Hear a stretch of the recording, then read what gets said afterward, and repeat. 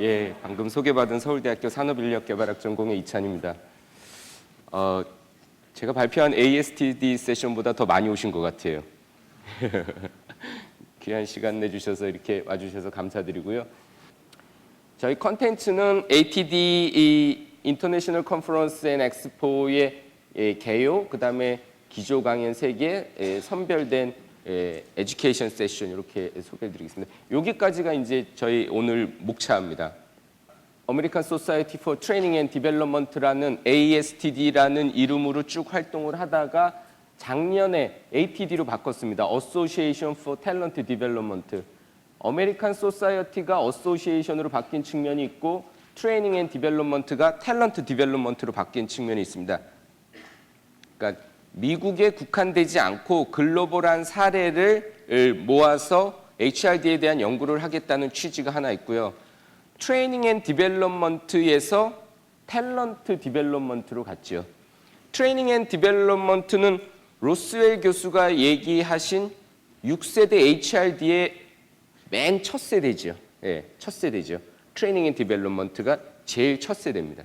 그거는 이제 트레이닝은 현재 직무에서 요구되는 역량을 키우기 위한 거고 어쨌든 개인의 중심이고요. 디벨롭먼트도 현재 직무가 아니라 향후에 내가 맡게 될 개연성이 높은 직무에서 요구되는 역량을 미리 사전에 키우기 위한 트레이닝보다는 다소 중장기적이지만 그것도 여전히 개인의 포커스를 맞추고 있죠. 그게 2세대로 가면서 저희가 요즘 쓰는 HRD라는 용어를 씁니다.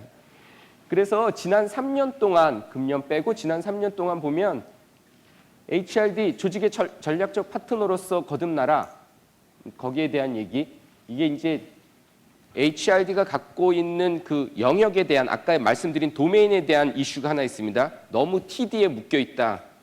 커리어 디벨롭먼트나 경력 개발이나 조직 개발로 움직여 가야 되는데 여전히 무게중심의 방점을 너무 우리는 훈련 개발에 두고 있다는 이슈가 하나 있고요. 또 하나의 HRD계에 대한 그 크리티시즘은 뭐냐면 사업을 모른다는 거예요. 사업 영역을 모르기 때문에 공기 좋은 데서 표정은 또 저희는 대체로 해맑잖아요. 엄청 긍정적이잖아요, 저희는.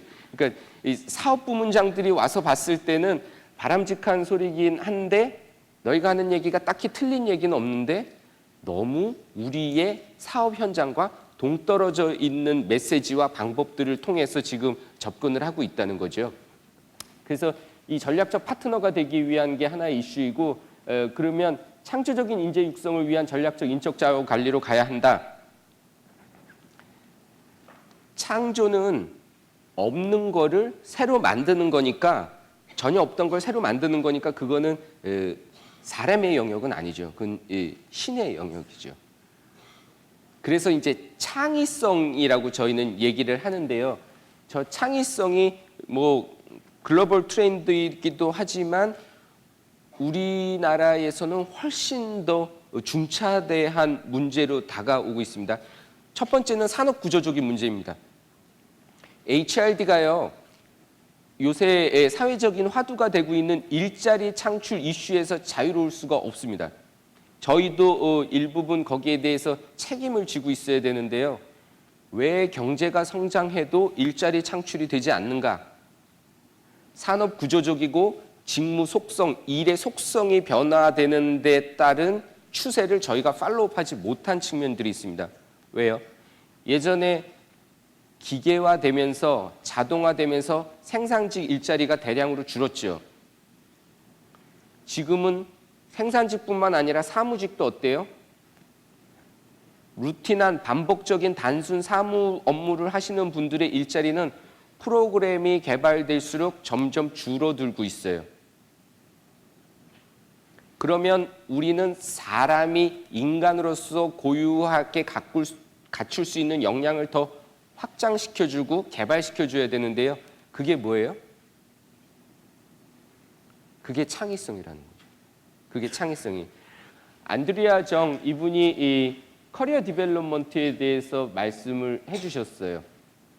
여성 임원으로서 경력 개발에 대해서 말씀을 해주셨는데 내용 자체가 뭐 특이하다기보다는 이분의 존재 자체가 저희한테 롤 모델로서 주는 함의가 더 크다고 저는 보고 있고요. 두 번째 발표하신 이 미투라 이분은 자기 구조화 학습에 대해서 말씀을 하셨어요. 자기 주도적인 학습에서 한 걸음 더 나간 자기 이 구조화 학습에 대해서 메시지를 주셨고요. 이 에릭 이분은 아티스트예요. 아티스트면서 기업가 정신에 대해서 창의성에 대해서 강연을 하시는 분입니다.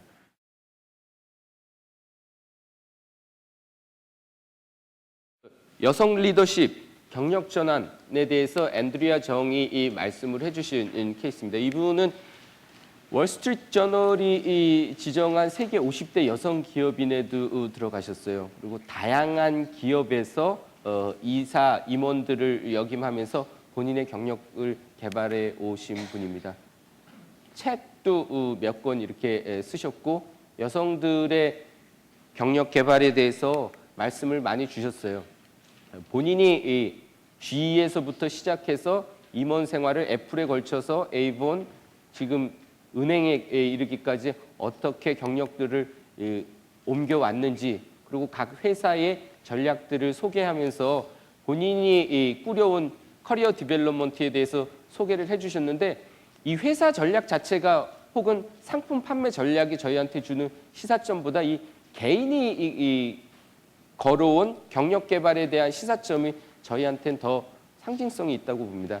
여성 리더십은요, 인구 통계학적으로 이 유리천장이 깨어지지 않으면 레이버 슈티지에, 특히 이제 전문 인력 부족에 대한 부분들을 메이크업할 수 있는 한계점에 우리나라는 도달했습니다. 근데 이 공공부문 여성 고위직 비율을 보면 갈 길이 참 멉니다. 공공부문이 이를진데 민간 부문은 훨씬 더 심각한 상황이거든요. 왜 이런 것들이 발생하나 보면 임금 격차도 크고요. 고용이 되었다 손 치더라도 임금 격차도 크고, 들어갈 때의 비율 자체가 언밸런스 되어 있는데 위로 올라갈수록 그 격차가 점점 더 심화되고, 그 성비의 불균형이 우리가 갖고 있는 조직 문화를 개선해 나가는데 큰 장애 요인으로 현실적으로 작동을 하고 있거든요. 그러니까 그런 부분들을 저희가 빨리 시급히 개선하지 않으면 제도적인 드라이브에 의해서 마지못해 끌려가든지 그런 부작용이 생기겠죠. 현상대로 유지되면 기존에 갖고 있는 저희가 한계점을 여전히 못 뛰어넘을 개연성이 상당히 높습니다. 우리나라 같은 경우에 생애 주기별 경력 유지 어떤 지원들이 있고 어떤 고민들이 있나 보면, 요새 맞벌이 부부의 가운, 집안의 그 운세는 아이 보는 아줌마에 의해서 좌우된다고 그럽니다. 대한민국의 중산층 이상의 2세들의 조기 교육은 누가 맡아서 하고 있어요? 저희 중국 동포분들이 책임지고 있다고 하거든요. 커리어를 개발하는 데 있어서 개인이 갖고 있는 구조적인 이슈가 해결이 되지 않으면 그 전문성을 발현하는 데 애로사항이고, 경력이 한번 단절되면 재진입할 수 있는 여지가 너무 높기 때문에 우리가 갖고 있는 휴먼 캐피탈에 대한 로스, 보이지 않는 로스가 너무나도 많다는 거죠. 일과 과정을 함께 이끌어가는 것에 대해서, 이거는 근데 설문조사를 이렇게 해서 그렇지 남성들한테 물어봐도 저는 유사한 결과가 나올 거라고 보여져요. 10년 전에는 봉급이 우선이었어요. 근데 지금은 봉급보다 일과, 그러니까 워크라이프 밸런스에 대한 균형 부분을 훨씬 더 높게 생각하고 있습니다.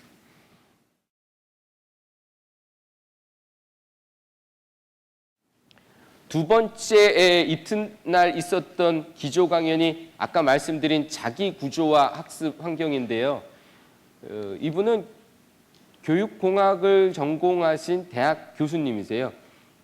나중에 이 자기 구조화 학습은 테드 강연, Build a School in a Cloud, 요 테드 강연을 한번 보시면 훨씬 더 클리어하게 느낌이 오실 거예요. 책을 몇 권 쓰셨었는데요. 상호작용, 멀티미디어와의 상호작용, 그리고 학습자의 호기심을 자극할 수 있는 방안, 뭐 이런 궁극적으로는 자기 구조와 학습 환경을 어떻게 구축할 수 있을까에 대한 부분인데요. 이분이 유명한 건 아마 이 실험 보신 분들도 계실 거예요. 99년에 인도 뉴델리 빈민가의 한쪽 건물 벽에다가 구멍을 뚫고 컴퓨터를 설치하죠. 그래서 애들이 이거를 어떻게 학습하는지, 학습자들이 어떻게 학습하는지를 봤습니다. 그래서 흥미가 있으면, 호기심이 있으면 교수 설계와 상관없이 학습자들이 본연의 호기심을 충족시키기 위해서 학습 성과를 창출해낸다고 하는 건데요. 어떤 식으로 진행이 됐는지 이 프로젝트에 대한 소개를 잠깐 드리겠습니다. 컨텐츠를 자꾸 만들어서 떠넘겨줘서 매기려고 하지 말고 컨텍스트를 만들어주고 컨텍스트를 소개해주고 판을 깔아주라는 거죠. 나머지는 학습자들이 알아서 진행할 수 있도록 해주는 것이 오히려 더 학습 효과가 올라간다는 겁니다. 호기심하고 이런 창의적 결과물을 끌어내기 위해서는 형식 학습이 아닌 온라인을 통해서 정보를 탐색하고 학습할 수 있게 해주는 것 중요하고요. 그 다음에 스스로 학습할 수 있게 하는 것들, 그 다음에 상호 간에 강사로부터가 아니라 피어 티칭에 대한 거지요. 저게 이제 저희가 조직에서 그 집단 지성 창출을 하기 위해서 무형식 학습을 강조하는, 뒤에 다시 소개해드릴 7대 2대 1과 일맥상통하는 그런 메시지입니다. 이런 것들이 구축돼야지 자기 구조와 학습 환경이 마련이 된다는 거죠. 이 자기 구조와 학습은 최근에 저희가 고민하고 있는 플랫폼들도 일종의 자기 구조와 학습의 전초적인 작업 단계라고 보실 수 있습니다. 질문하고 탐구하고 검토하고 이런 일련의 프로세스들을 반복함으로써 스스로 학습할 수 있도록 과정을 설계해 주는 게 중요한데요. 그렇게 보면 플립 러닝이나 협력학습, 자기주도적인 학습이 향후에 우리가 HRD 설계할 때, 프로그램 설계할 때 고민해야 되는, 고려해야 되는 접근 방법이라고 볼 수 있겠습니다. 플립 러닝 얘기가 나왔으니까 요새는 많이 소개돼서 알고 계실 텐데요. 조금 더 소개를 드릴게요. 이 세션도 그래도 명색이 크레듀에서 주체가 됐으니까 플립 러닝으로 진행되려면 어떻게 됐을까요? 제가 미리 촬영을 했어야죠. 온라인에 띄웠어야죠. 여러분들이 미리 듣고 와서 거기에서 들으시면서, 영상을 미리 들으시면서 질의응답을 거기서 미리 질문을 올리시고, 올려주신 질문을 중심으로 제가 미리 사전에 솔팅해 갖고 와서 Q&A 중심으로 하면 훨씬 더 많은 양을 여러분들과 주고받을 수 있게 되겠죠. 플립 러닝이 그래서 점점 더 사전에 준비해야 되는, 물론 여지는 있지만 교육의 효과는 훨씬 더 높습니다. 그래서 HRD의 효과를 극대화시키기 위해서 요새는 어떻게 하고 있냐면 연수원에서 하는 교육과정도 저 플립 러닝 메커니즘을 도입해서 사전에 제공한 그 온라인 컨텐츠를 이수하고 거기에 따른 일정 수준의 평가를 패스하지 않으면 오프라인 교육에 참가하는 자격 자체를 부여하지 않는 기업들이 늘어나고 있습니다. 그 다음에 말씀드렸던 게 협력학습입니다. 저희가 컬렉티브 인텔리전스를 뽑아내기 위해서 매우 중요한 학습 방법이라고 보고 있는 것이 이 자기 구조와 학습 환경과 맞물려서 소개가 됐었습니다. 협력학습을 통하면 개별적으로 학습한 친구들에 비해서 사고력이 높고 오래 기억하고 학습 공유 측면에서도 훨씬 더 책임감을 갖고 있다는 거죠. 입시 위주로 저희가 인재들을 양성해 왔었기 때문에 저희가 갖고 있는 가장 큰 인재의 문제, 현재 대한민국의 인재들이 갖고 있는 제일 큰 문제가 이 학습 공유 측면입니다. 내신 때문에라도 학습 공유를 저희는 철저하게 안 하도록 훈련이 되어 있었기 때문에 기업에서도 집단지성, 협업에 있어서 가장 큰 걸림돌이 뭐냐면 정보 공유가 안 돼요. 날리지 쉐어링이 안 돼요. 지식 공유가 안 돼요. 차라리 다른 회사에서 정보를 이렇게 서로 주고받는 건 편한데 같은 회사 안에서 계열사끼리 정보 공유가 더 안 된다라는 비판이 그래서 제기되는 거예요. 앞으로 우리가 추구하는 인재상과 HRD 메커니즘은 콜렉티브 인텔리전스를 뽑아내야 되고 그 집단 지성을 뽑아낼 수 있는 학습 환경, 자기 구조화 학습 환경을 만들려면 협력 학습으로 교수를 설계해야 된다는 겁니다. 잘 알고 계시는 자기주도 학습하고 자기 구조화 학습은 둘 다 학습자 중심이긴 한데요. HRD 담당자들의 역할이 달라요. 이 파실리테이팅을 강조해야 되고요. 인프라 측면에서도 테크놀로지와 자기 교수 협력 등이 필요합니다. 그래서 이 두 번째 자기 구조와 학습 환경이 저희한테 주는 시사점, 플랫폼을 예사롭게 보지 말 것, 자기 구조와 학습을 촉진하는 파실리테이터로서의 아레나를 어떻게 규명하고 이런 역량을 키우기 위해서 뭐를 해야 되는지, 접근 방법적인 측면에선 플립 러닝, 협력 학습, 자기주도 학습의 개념을 어떻게 우리가 현재 운용하고 있는 프로그램에 끌고 들어올 것인가에 대한 부분입니다.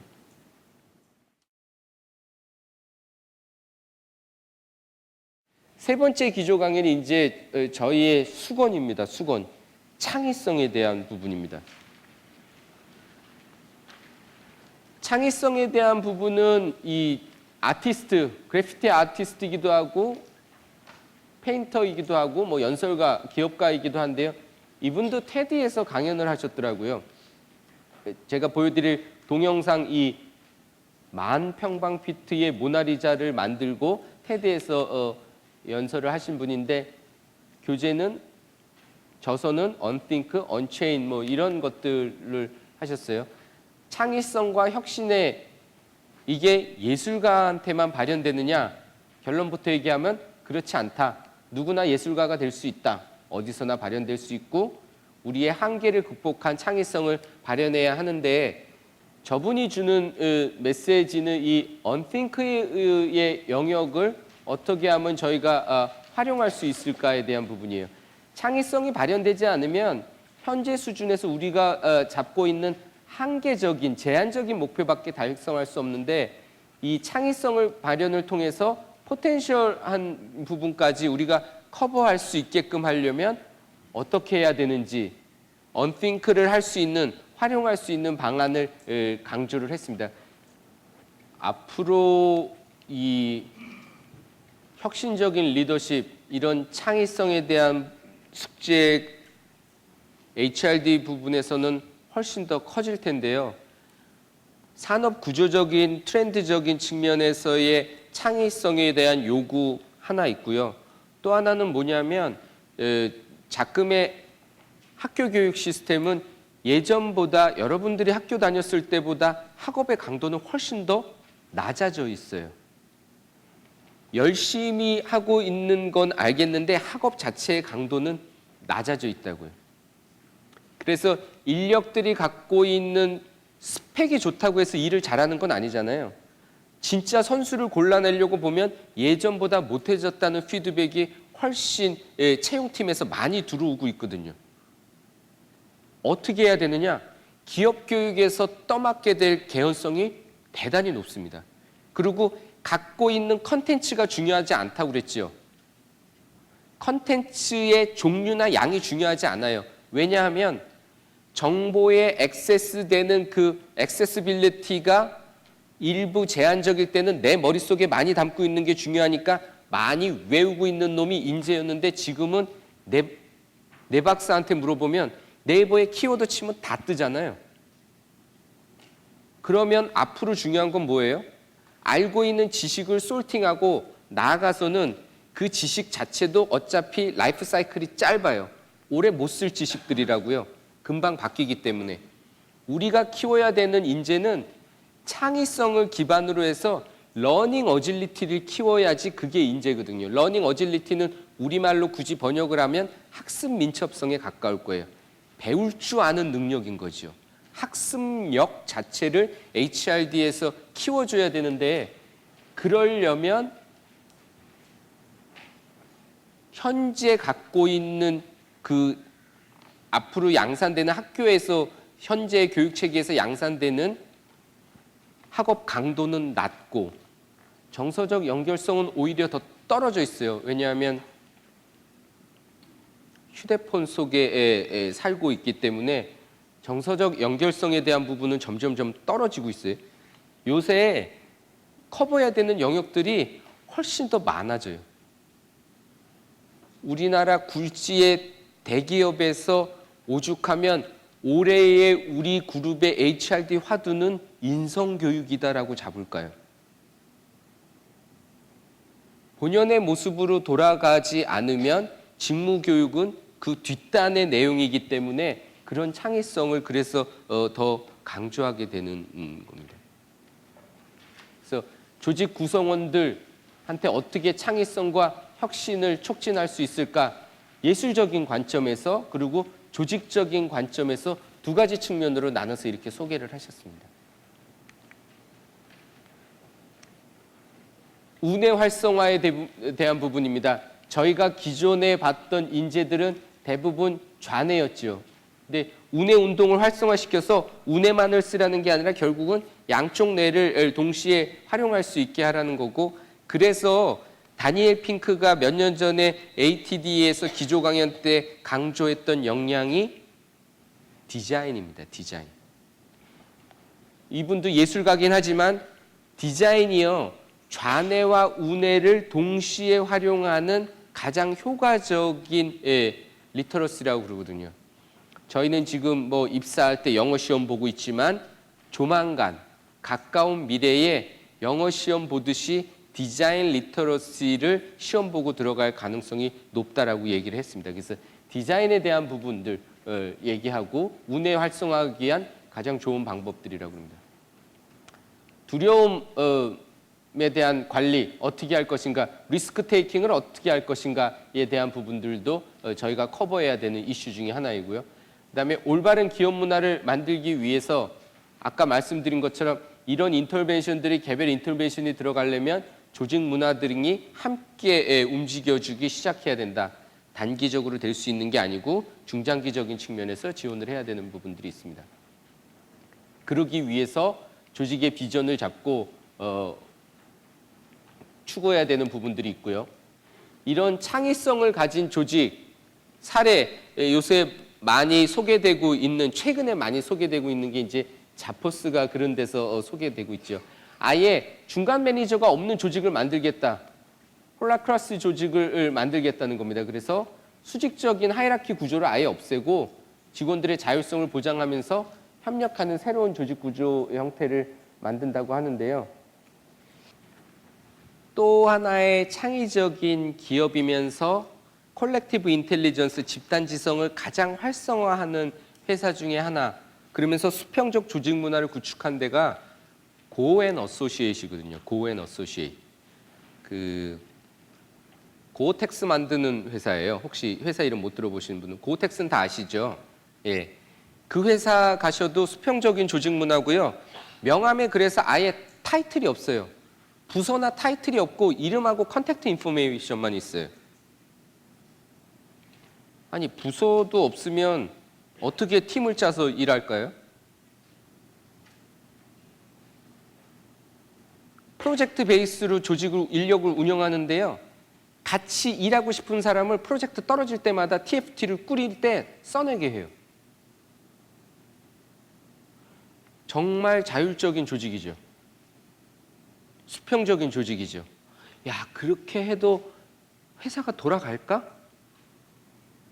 집에 가서 보세요. 옷장마다 고어텍스 한 벌씩은 있으실 거예요.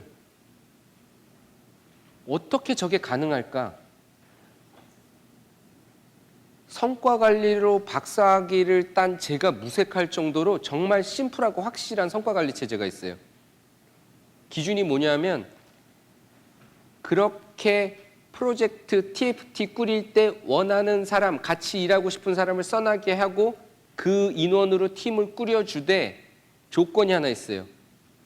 2년 동안 우리 회사에서 한 명도 너의 이름을 쓰지 않으면 너는 자동 파이어예요. 2년 동안 우리 회사 그 수많은 TFT에 아무도 당신 이름을 적지 않으면 당신은 자동 해고예요. 철학은 뭐냐면 둘 중에 하나만 충족시키라는 거죠. 일을 정말 잘해서 당신이 필요로 하든지 일을 못해도 하다못해 네가 인간성만 좋더라도 웃기기만 하더라도 2년 중에 한 명은 너를 써낼 거라는 거예요. 그 중에 아무도 안 써냈다는 건 당신은 우리 회사에 필요 없다는 거예요. 그러니까 뭐 다면 평가 이런 거 할 필요가 없어요. 위아래로 다 잘하고 자기 전문성 개발하기 위해서 열심히 하고 자기 PR도 동료들한테 잘하죠. 마지막 기조 강의원이 저희한테 주는 시사점, 창의성에 대한 중요성을 다시 한번 인식시키고 이 창의성을 개발하기 위한 발현 조건, 적용 단계 등에서 얘기를 했습니다. 그래서 남은 과제는 이 두 가지 미션을 다 이루고 나서도 지금 논의되고 있는 수준은 개인 수준에서기 때문에 이런 개인의 창의성을 어떻게 조직 차원의 창의성으로 승화시킬 수 있을 것이냐에 대한 솔루션은 사실은 이번 기조 강의는 없었어요. 저희가 고민해야 되는 부분 중에 하나입니다.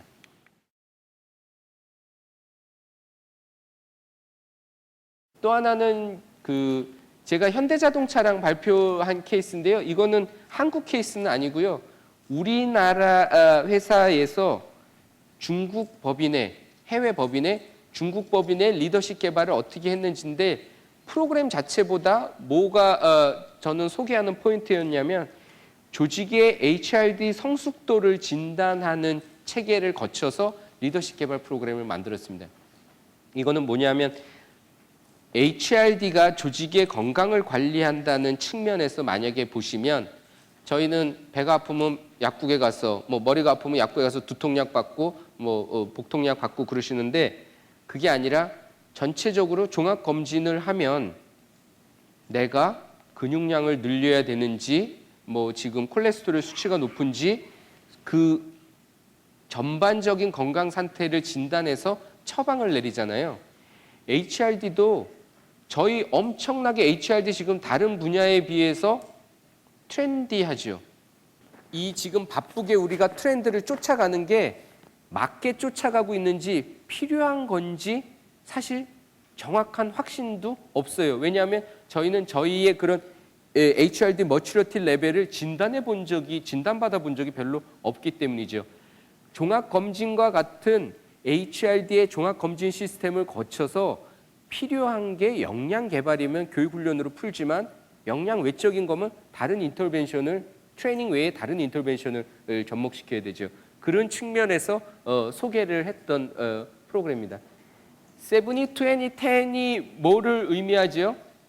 실제로 우리가 얻는 학습 내용은 70%는 70%는 인포멀 러닝에서 무형식 학습에서 현장에서 일하면서 얻고요. 20%는 누군가를 통해서 멘토링이나 코칭을 통해서 내용을 습득하고요. 10%만 형식 학습에서 클래스룸에서 연수원에서 강의장에서 저희가 학습하게 된다는 겁니다. 실제로 업무를 하면서 배우는 게 70, 멘토링 코칭이 20, 그리고 형식 학습에서 강의장에서 배우는 컨텐츠가 10%인데 그거는 팩트고 또 다른 팩트를 한번 볼까요? 우리가 HRD 담당자로서 업무에 할애하는 비중은 어때요? 완전히 리버스 돼 있죠. 저희는 이 10%를 위해서 70% 이상을 할애하고 있잖아요. 그나마 해야 멘토링, 코칭, OJT 뭐 20%, 나머지 인포멀 러닝 10% 하면 다행이고 그나마 10%도 안 하고 있는 경우가 많아요. 이게 리버스 되어 있는 한 우리는 엄청나게 바쁘게 일을 해도 여전히 조직의 전략적 파트너가 될 수 없고 성과를 입증하기가 어려울 겁니다. 무슨 얘기를 하고 있냐면 방식 자체를 바꾸라는 얘기예요. 그 방식을 바꾸면 HRD 담당자의 R&R도 변할 거라는 거죠. 궁극적으로는 그래서 마스터 플랜을 짜고 프로젝트 기반으로 리절트 베이스의 어프로치를 할 수 있게끔 이 70-20-10의 설계를 해야 된다는 것이 이 세션의 가장 핵심된 내용입니다. 다양성과 포용성에 대한 부분입니다. 헬스케어 성공한 헬스케어 기업에서 다양성과 포용성 어떻게 적용을 했고 결과를 냈는지에 대한 부분인데요.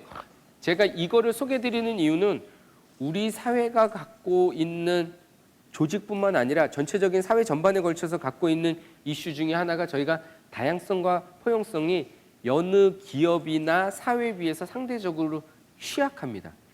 그래서 이런 부분들을 키우기 위해서 함양시키기 위해서 HRD가 어떻게 해야 되는지 아까 말씀드린 뭐 여성에 대한 그 경력 개발 측면, 성별에 대한 부분, 종교적인 차이,